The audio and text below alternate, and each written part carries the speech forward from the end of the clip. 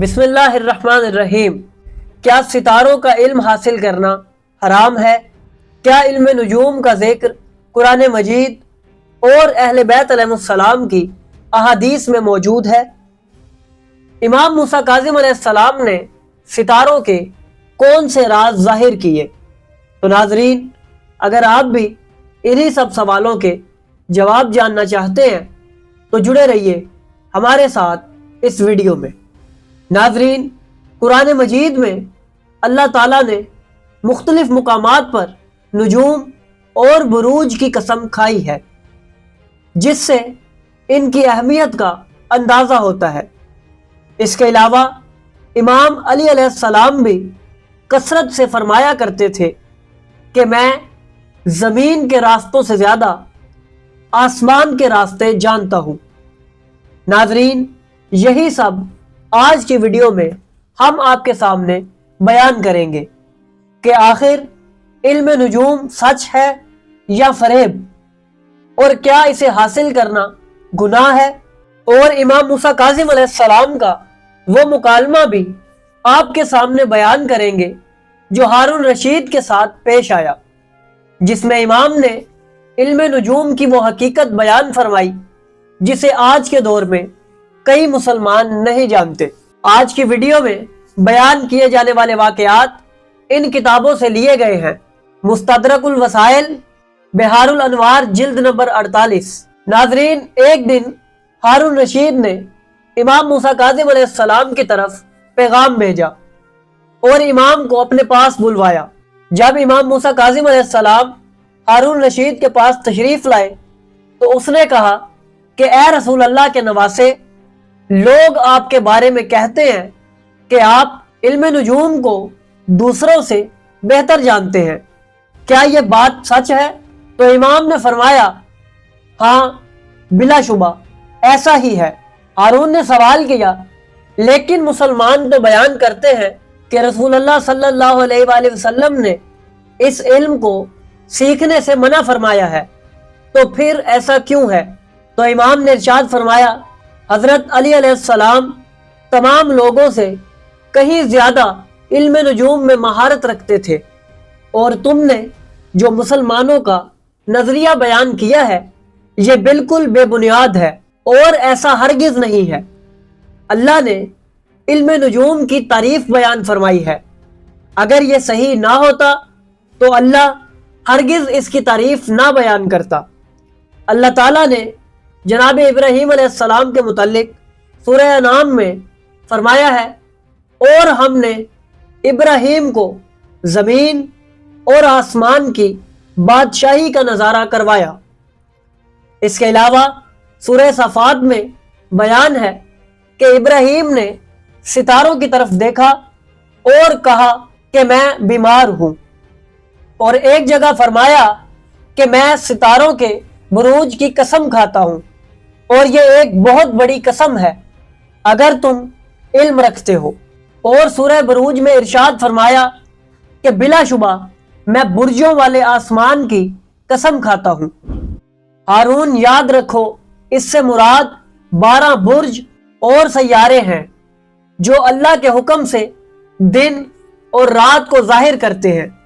قرآن مجید کا علم بہت بڑا علم ہے، جس کے بعد سب سے اہم علم نجوم ہے، اور یہ انبیاء اور اوصیاء کا علم ہے، کیونکہ قرآن مجید میں اللہ نے سورہ نحل میں ارشاد فرمایا ہے کہ ہم نے علامتیں بیان کی ہیں اور ستاروں سے لوگ راستہ جان لیتے ہیں۔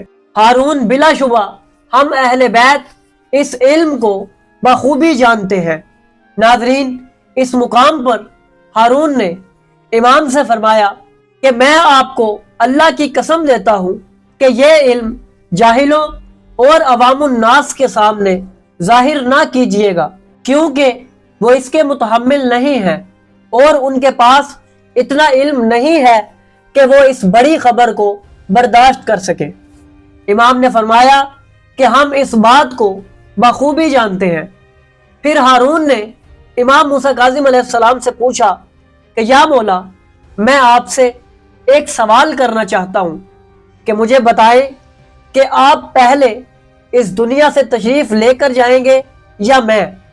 تو امام نے ارشاد فرمایا کہ میں تم سے پہلے اس دنیا سے رخصت ہو جاؤں گا، کیونکہ نہ مجھے جھوٹ بتایا گیا ہے اور نہ ہی میں جھوٹ کہتا ہوں، اور میری وفات یقیناً قریب ہے۔ ناظرین، امام علی علیہ السلام کا فرمان ہے کہ لوگ جس چیز سے ناواقف ہوتے ہیں اس کے دشمن ہو جاتے ہیں۔ اسی طرح آج کے دور میں لوگوں سے ان کی عقلوں کے مطابق ہی کلام کرنا چاہیے، کیونکہ اہل بیت علیہ السلام کے کئی علوم ایسے ہیں جنہیں سمجھنا ہر بشر کے بس کی بات نہیں ہے۔ اس لیے عوام علم نجوم کو ایک بری چیز خیال کرتی ہے اور اسے غلط کہتی ہے، حالانکہ ایسا نہیں ہے۔ حقیقت اس سے بالکل مختلف ہے، کیونکہ اہل بیت علیہ السلام نے اپنی روایات کے اندر بیان فرمایا ہے کہ اللہ نے قرآن مجید میں کئی مقامات پر علم نجوم کا ذکر کیا اور ستاروں کی قسم کھائی۔ اب سوال یہ پیدا ہوتا ہے کہ کیا اس علم کو سیکھنا جائز ہے؟ تو اس کا جواب یہ ہے کہ اہل بیت علیہ السلام نے اسے سیکھنے کی اجازت صرف اتنی دی ہے جس سے ہم راستوں کی شناخت کر سکیں، تاکہ ہم بھٹک نہ جائیں، کیونکہ یہ علم ایسا ہے کہ جس کا استعمال لوگ غلط کاموں میں کر سکتے ہیں اور لوگوں کو غیب کی خبریں بتانا شروع کر دیتے ہیں، جو کہ حرام اور ناجائز ہے۔ اس لیے اس علم کو صرف اتنا سیکھنا جائز ہے جس سے ہم ستاروں کے مقامات، ان کے کام، ان کے افعال اور ان سے دنیاوی راستوں کی پیمائش کر سکیں۔ ناظرین، امام جعفر صادق علیہ السلام سے کئی دفعہ علم نجوم کے متعلق سوال کیے گئے اور امام نے بہت دلچسپ جواب ارشاد فرمائے۔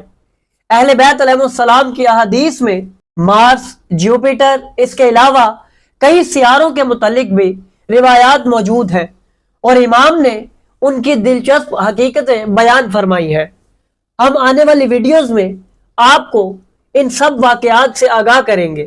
ناظرین، امام علی رضا علیہ السلام سے سوال کیا گیا کہ یا مولا، کیا علم نجوم حقیقت ہے؟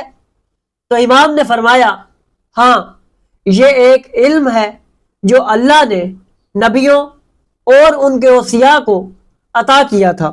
حضرت ادریس اور حضرت ذوالقرنین علیہ السلام اس علم کے بہت بڑے عالم تھے۔ ناظرین، ہمیں روایات اہل بیت علیہ السلام میں ایک بہت خطرناک راز بھی دیکھنے کو ملتا ہے جس پر کم ہی لوگ غور کرتے ہیں۔ مشارق الانوار الیقین اور مدینۃ المعجز کے اندر ایک خطرناک روایت موجود ہے جس میں امام علی علیہ السلام نے ایک نجومی کے ساتھ گفتگو کرتے ہوئے ارشاد فرمایا تھا کہ اس علم یعنی علم نجوم کو ہم اہل بیت علیہ السلام بہت اچھی طرح سے جانتے ہیں، اور ہمارے بعد ایک گھرانہ اسے اچھی طرح جانتا ہے، اور وہ گھرانہ ہندوستان میں موجود ہے۔ ناظرین، وہ گھرانہ کون سا ہے اور اس کی کیا حقیقت ہے، اسے آج تک کوئی نہیں جان سکا۔